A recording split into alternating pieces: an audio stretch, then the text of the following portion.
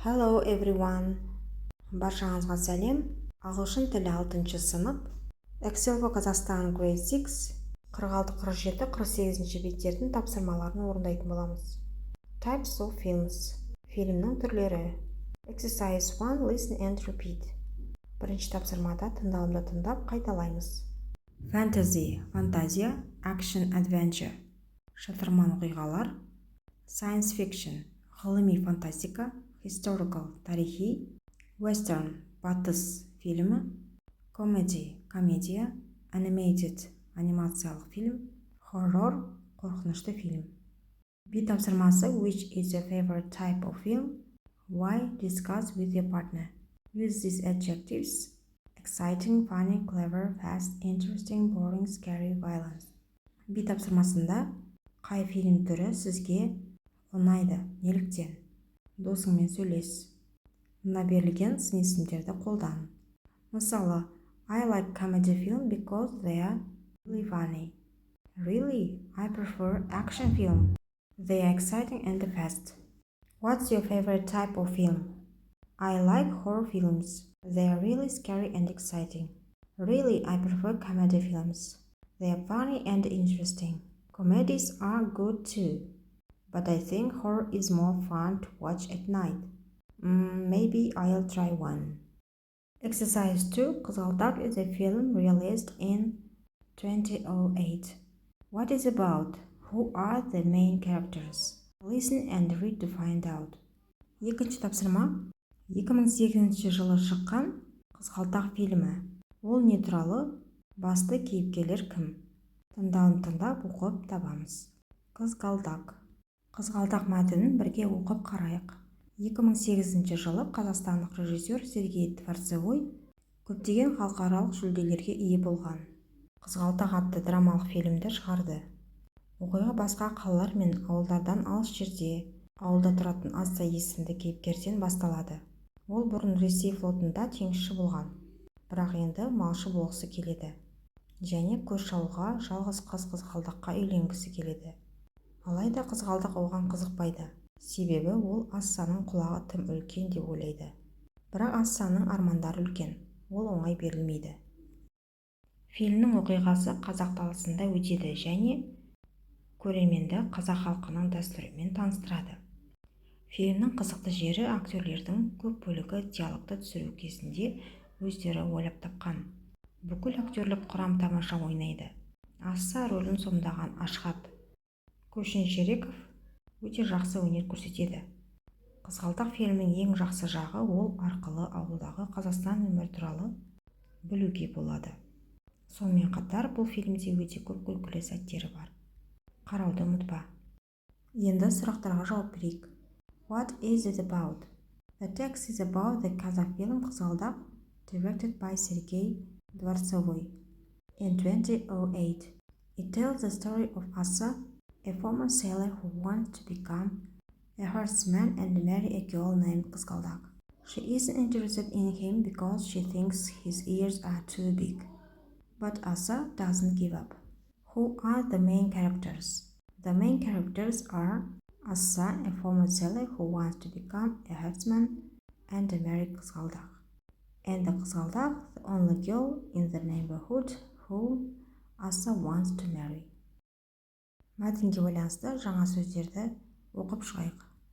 Director – режиссер, sailor – теңізші, give up – бас тарту, audience – көрермен, create – жасау, performance – орындау, өнер көрсету, lead role – басты рөл, release – шығару, herdsman – малшы, introduce – таныстыру, tradition – дәстүр, cast – актерлік құрам. Exercise 3. Read the interview again and mark sentences. True, false or doesn't say. Үшінші тапсырмада мәтінді қайтадан оқып, сөйлемдердің қайсысы дұрыс, қайсысы бұрыс немесе айтылмағанын анықтаймыз. 1. Қызғалдақ won an Oscar. False. Қызғалдақ Оскарды жеңіп алған жоқ, дұрыс емес. 2. Asa's dream is to be a herdsman. Оның арманы малшы болу. False. Дұрыс емес, ол жай ғана малшы болуды қалады. 3. Аса marries Қызғалдақ. аса қызғалдақпен үйленеді. Дұрыс емес, false. 4. The film is set in a city. Фильм қалада түсірілген. False. Дұрыс емес. 5. The actors are not very good. False. Актерлардың құрамы жақсы. 6. Асхат Күшіншереков has the main role. Асхат Күшінкереков басты рөлде. True. Дұрыс. Exercise 4. Say or write 2 reasons why you would go to see this film. Imagine the setting of the film was in a big city. For example, Astana. How would the film be different? Төртінші тапсырмада айтамыз немесе жазамыз. 2 себептерін неге сізге бұл фильмді қарауға бару керек. Бұл фильм үлкен қалада болып жатқанын елестетіңіз. Мысалы, Астанада. Қалай болар еді? I want to go to see this film because I like movies with exciting and interesting stories. In the film was set in a big city like Astana. It would be different because the city would make the story faster and more modern. There would be tall buildings, busy streets, and many people, so the film would show the city life. Exercise 5. Listen to 2 friends talking about a film they want to see and complete the gaps. 5-ші тапсырмада тыңдалымды тыңдайсыздар, 2 достың фильм жайлы сөйлескенін. Астына берілген бос орынға тиісті сөздерді қойып шығамыз. Олар қандай фильм қарады? 1. Name The Force Awakens. 2. Type Science Fiction. 3. Cinema ABC in the Town Center. 4. At 7:30. Tickets £7.50. Exercise 6. Think about films in pairs. Decide on a film to watch at the cinema. 6-ші тапсырмада фильм туралы ойлап көріңіз. Жұппен жұмыс. Кинотеатрда қандай фильм қарайын деп жатырсыз? Диалогты бірге оқиық. What are we going to see? I want to see a film called Great Expectations. What kind of film is it? It's a drama film. What is it about? It's about a young orphan boy named Pip and his life experiences. Sounds great, let's see it then. Okay, I'm happy with that. That sounds interesting. Осылай диалогты аяқтауға болады. Exercise 7. Ask and answer as in the example. 7-ші тапсырмада сұрақ қойып жауап береміз. 1. Speak to a famous person. Who? Have you ever spoken to a famous person? Yes, I have. Who did you speak to? I spoke to Асхат Күшіншереков. Осы сияқты кішігірім диалог құрастырамыз. Have you ever seen any of the Batman films? Yes, I have. When did you see it? I saw it 2 years ago. 3. Have you ever gone to see a play? Yes, I have. What play did you see? I saw Twelfth Night. Have you ever visited a theater? Yes, I have. When did you visit it? I visited it last summer. Exercise 8. Write an email inviting your friend to come see a film with you. 60-80 words. In your email, write name, type of film, who stars in it, what the film is about. 8-ші тапсырмада өзіңнің досыңды киноға шақырып жаз. 60-80 сөзден тұратын. Яғни оған хат жазамыз. Киноның аты қандай, фильмнің қандай түріне жатады, қандай жұлдыздар бар, және фильм не туралы. I hope you are doing well. I just want to tell you about a film watched recently. It's called The Lion King, and it's an animated adventure film. The story is about a young lion named Simba who learns to be a king after facing many challenges. I liked it a lot because the animation was beautiful and the music was amazing. Have you seen it? Let me know about what you think. The next one, келесі бет. Booking tickets for a performance. Exercise 1. Listen and repeat. Бірінші тапсырмада тыңдалымды тыңдап қайталаймыз. How can I help you? Мен сізге қалай көмектесе аламын? I would like to book 2 tickets for. Мен 2 билет брондайын деп едім.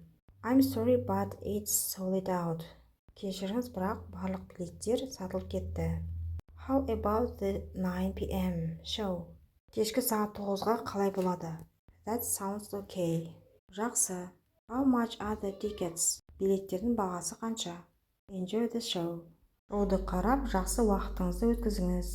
Exercise 2. The sentence below are from a dialogue between a clerk and a customer. What does Marie want to do? Listen and read to find out.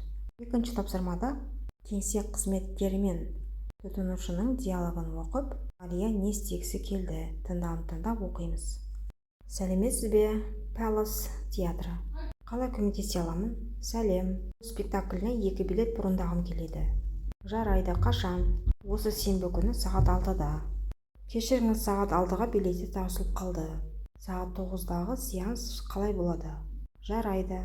Билеттер қанша тұрады? Бір билет 40 фунт. Жақсы, 2 билет аламын. Атыңыз кім? Мария Ибрагимова. Жарайды, Ибрагимова ханым, билеттеріңіз бұрындалады. Оларды шоу басталардан алдын жарты сағат бұрын кассадан алыңыз. Көп рахмет. Тамашалаңыз. Exercise 3. Listen to the dialogue again. Take rules and read it aloud. Үшінші тапсырмада диалогты қайттан оқып, көрсетіп айтамыз. Дауыстап оқимыз. Exercise 4. Imagine you want to attend the Romeo and Juliet performance in pairs. Act out a dialogue similar to the one exercise 2. Төртінші тапсырмада Ромео Джульетта спектакліне қатысайын деп жатырсыз деп елестетіңіз. Жұппен жұмыс жасайсыздар. Екінші жаттығуға қарап көрсетіп айтамыз. Exercise 5. Listen and tick. Listen and repeat. Can you think of more words with these sounds? Бесінші тапсырмада тыңдауымды тыңдап, галочкамен белгілейміз. Тыңдауымды тыңдайсыздар, қайталайсыздар. Осы дыбыстарға байланысты қандай сөздер білесіздер, соны жазыңыз. Pick, feel, this, his, visit. Яғни қайсарып созылады және созылмайды. Feel, this созылады, his созылады, қалғандары созылмай айтылады. Басқа сөздерге мысал: sit, big, hit, fish, pick. Бұл созылмайтын созылатын мысалы see, be, meet, keep, deep. Осымен сабағымыз аяқталды. The lesson is over. Сабақ пайдалы болса лайк басып тіркелуді ұмытпаңыздар.